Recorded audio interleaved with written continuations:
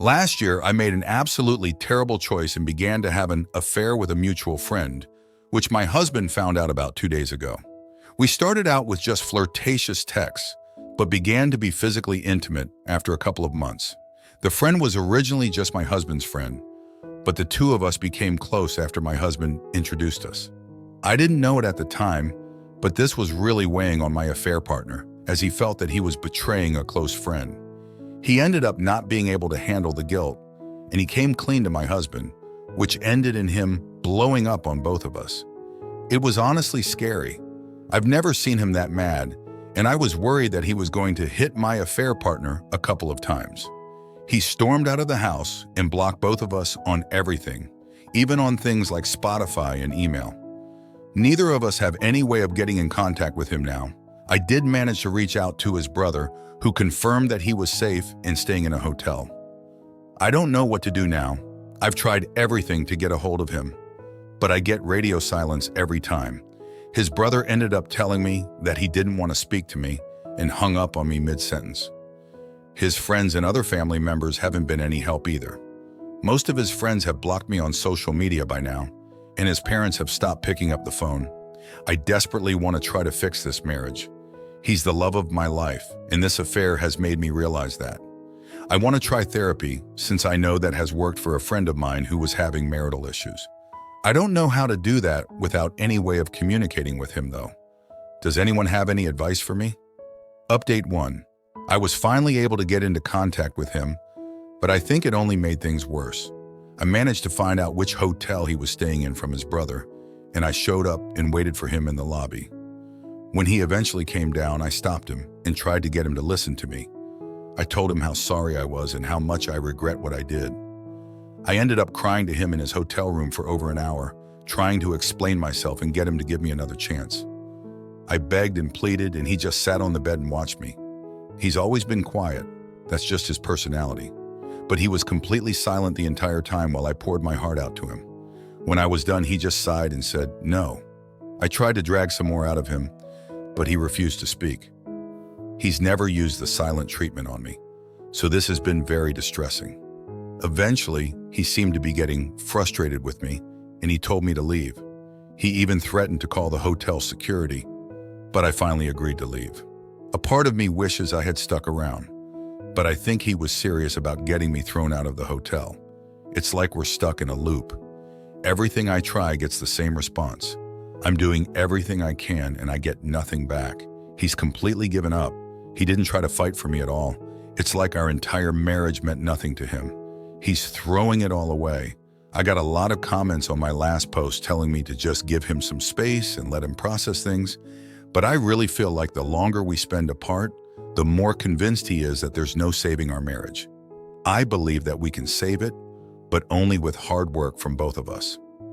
I'm not going to give up on him, no matter what he does to keep me away. Update 2. I found out through a friend of mine that my husband has gotten his own apartment on the other side of town from our house together. I'm feeling very heartbroken over this. We've spent the last 3 years living under the same roof, and now that he's got his own place, it feels like I'll never get that back ever again. I feel so lonely now sitting in the house we used to live in together. My affair partner and I have obviously cut contact with each other, and quite a few of our friends have taken his side and won't speak to me. So I have no one to talk to right now. Is this really it? I think our relationship might not be able to be fixed at this point. He's given up on me, and now I'm left with nothing. I'm not going to give up. I'm still trying to find ways to reach out to him. I may look for his new address and visit him in person, even though a lot of people on my last 2 posts told me that I shouldn't follow him around anymore. If anyone knows what to do to fix my mistake, please let me know. The only saving grace, he hasn't filed for divorce. At least I haven't been served yet, so I haven't lost all hope. Comments.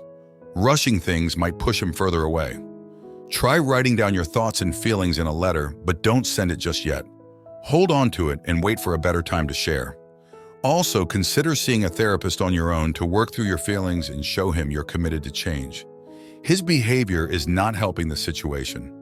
Blocking you and refusing to even talk is immature and counterproductive. If he really wanted to save the marriage, he would be willing to at least have a conversation. You're his partner, and however dire the situation is, spouses need to communicate. You should get a chance to explain yourself and try to fix things, not just be shut out completely. Story 2.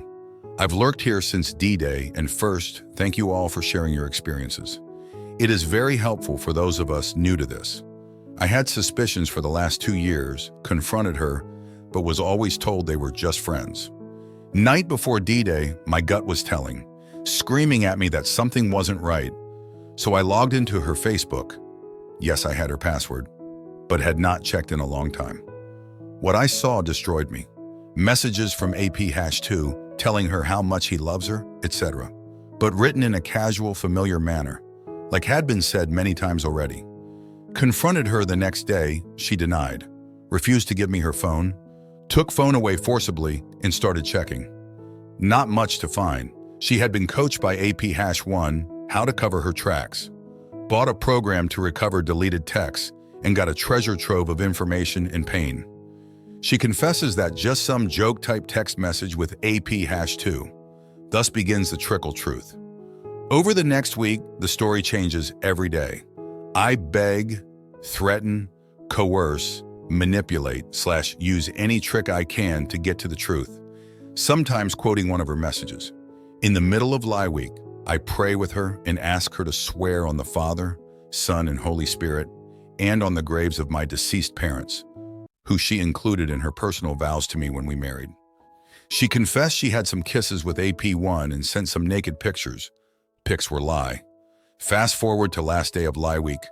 All week I had been preparing myself for the worst full-on emotional sauce physical affairs spanning 3+ years with plans to leave me. I frame it like this and had repeatedly through the week. I want to give you a chance to come clean. Tell me anything you have not yet revealed. Come clean on any lies. Even if we are talking worst case scenario, physical plus plans to leave, I still want to find a way to forgive you and move forward. But I need the truth, all of it. I cannot begin to heal, then be hurt again 1-2 months from now. She gets defensive, gaslights, etc. So I said, you know what? Fuck this. If you're not willing to come clean after a week of lying, after swearing to the most sacred things in our lives, why am I bothering? Go fuck yourself and shove your lies up your ass. Then I walked away. She calls after me, telling me she wants to confess.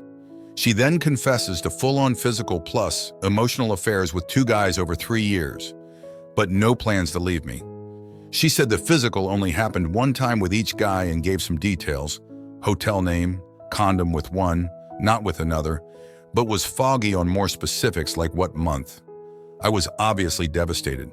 Over the next 2 months, she seems to be a WS who wants to be honest and help rebuild our marriage. Answers my questions, albeit with defensiveness sometimes, is open with her phone and activities.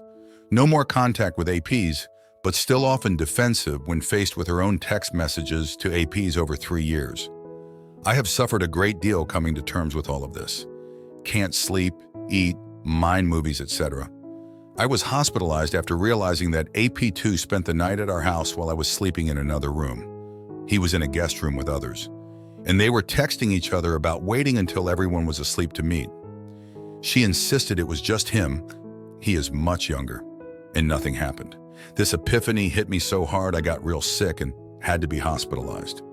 Not long after, we had a special occasion which was ruined by AP-2 not honoring the NC text/FB messages sent by visiting somewhere my wife would normally be, but thankfully wasn't. That got me digging in the messages again and finding more fun. Like the fact that within 5-10 minutes of us making love 2 years ago, she texted AP-1, "I love you," and that she was alone and he could freely text her. So I started pushing on how exactly the first physical encounter with AP-1 happened. I was out of town. Did she plan it as soon as or before I left town? Who initiated the physical at the hotel, etc., etc.? She starts sobbing and sobbing, telling me she told him she did not want to. Holy crap! Rape? What?